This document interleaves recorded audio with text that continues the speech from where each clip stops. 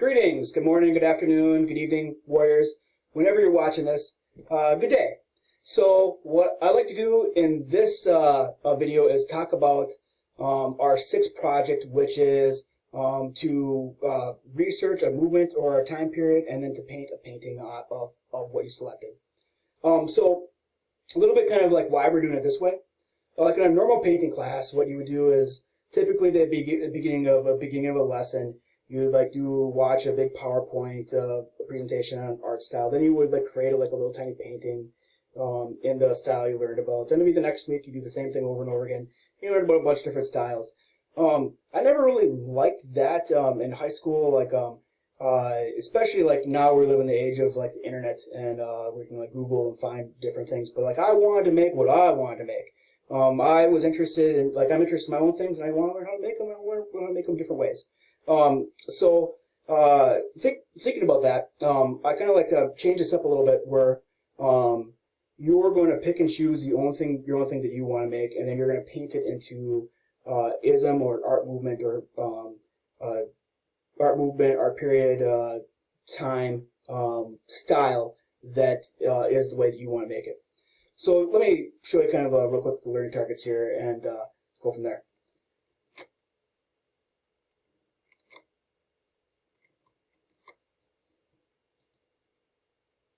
Let's see if this works. Okay, so we got the learning targets. So learning target number one is you're going to research an art period or movement that you would like to paint. I'll talk about this in a couple slides here, but there are tons of different movements, tons of different art periods. A lot of times people think of like a art period or art movement. They would categorize it typically if you go back a couple hundred years. Like art movements would be categorized into like a location, it might be like Africa, Asia, South America, Europe, or wherever, and then it might be like a time period from like this century to this century over like these 200 years it was this style, from this century to this century, that worked up until you get to the last 200 years, and with technology and people are able to travel the world easier. And things just kind of pick up pace. And now instead of you're looking at a style based on a location, a time period, it's mainly based on a style or a theme or a concept of painting. So it's kind of how they break movements down. There's a video that kind of explains this later on, kind of why a movement's called a movement. Anyways, so you're gonna pick and choose a movement that you kind of like, it's kind of interesting to you. Then you got the first thing is you're just going to make a Google slide to send to me. And on the Google slide, it's pretty simple. You're just going to do a quick definition of what the movement is. You can copy and paste it from Wikipedia or Google Art or lots of different places. And then all you're going to do is copy and paste a couple of different images or paintings from that period that really kind of interest you. So that's the second part, and you send that to me. And then the third part then is then you're going to paint a painting in that style. And now for painting that painting, you can do one or two things. The first thing is you could, if you see a painting that you really like and you just want to copy that painting, you could copy that painting from that artist of whatever movement you selected.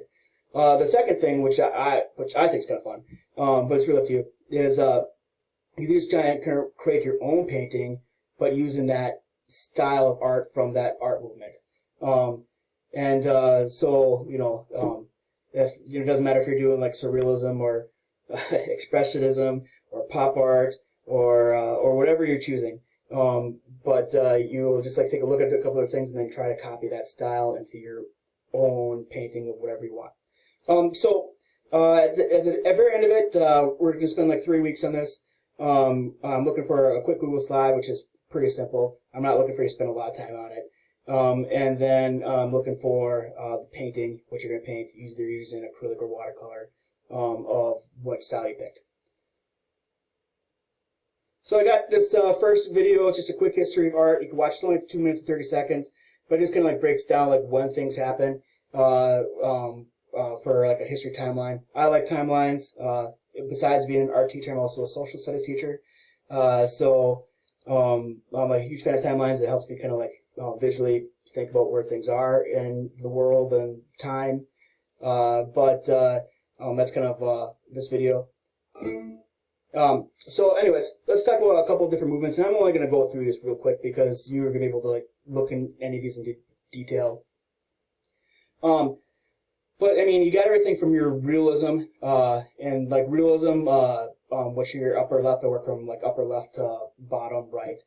And you got your realism and like thinking about like how the world really is. And a lot of times you think of like classicalism, of where like ancient Greek art, where you're looking at like the perfect body and the perfect form, and like this is like the nitty gritty of the real world, like what's the world really look like, and then trying to make it that way.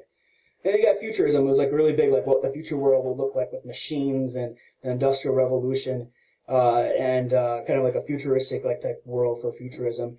Then you got like impressionism and post-impressionism, kind of very similar. But then you're looking at not just the image itself, but the style. Like you can create movement within the painting by the movement of your brush.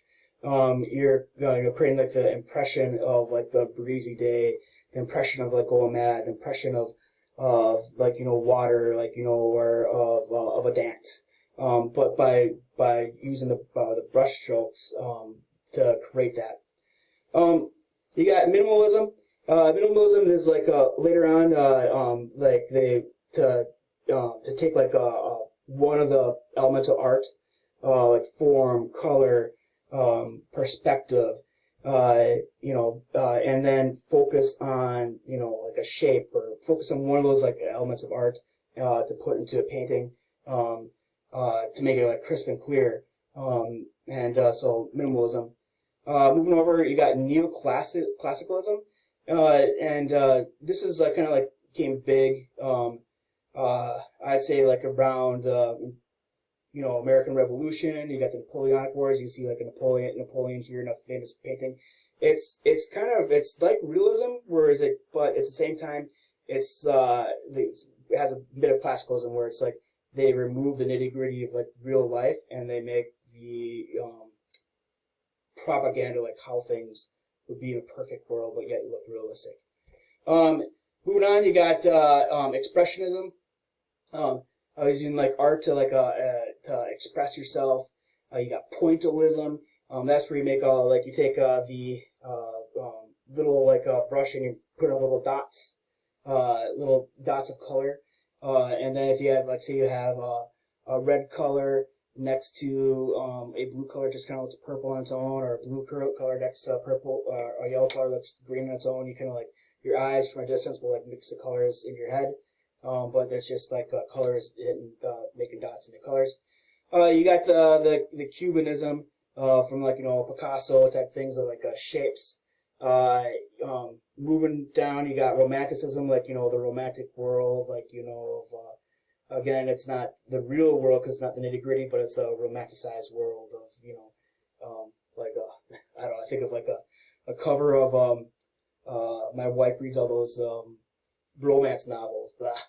Anyways, then you got Surrealism, and that's kind of like realism, but like in a dream world, where the concept of reason's gone, but yet it still kind of looks real, but there's no way it would function like a dream.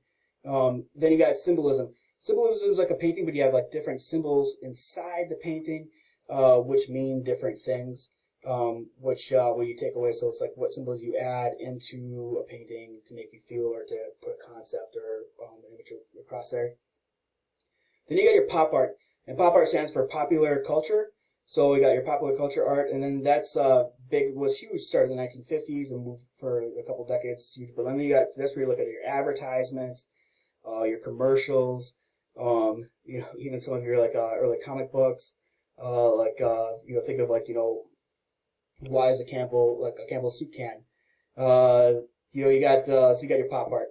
Then you got your abstract expressionism, where you're using abstract art, but then combining with expressionism to express a concept or an idea or whatever you have in your head. And the last thing, you got Dadaism, which is the anti-art, you know, where it's they want to do what the exact opposite of art is, but it's also very like nihilistic. But it's really the art of the absurd. There are a lot more you could pick and choose from, but like, what calls out to you? It doesn't need to be any of these; it could be a different one. I mean, there are really like tons of different movements you could pick from. Again, you could pick one of these. You could pick something from a location and a time. But what art movement would you like to do? There's really like 3 different steps, and I'm going to like talk about the 3 steps, and I'll kind of go through them a little bit more here in detail. So like the first one, it's you're going to go and research an art movements, and they're going to pick one that like calls out to you. So I have this like link right here, and if you go to the link, it works out great because they really break things up and easier than like doing a Google search for like different art movements. So I'll show you this link here in a second.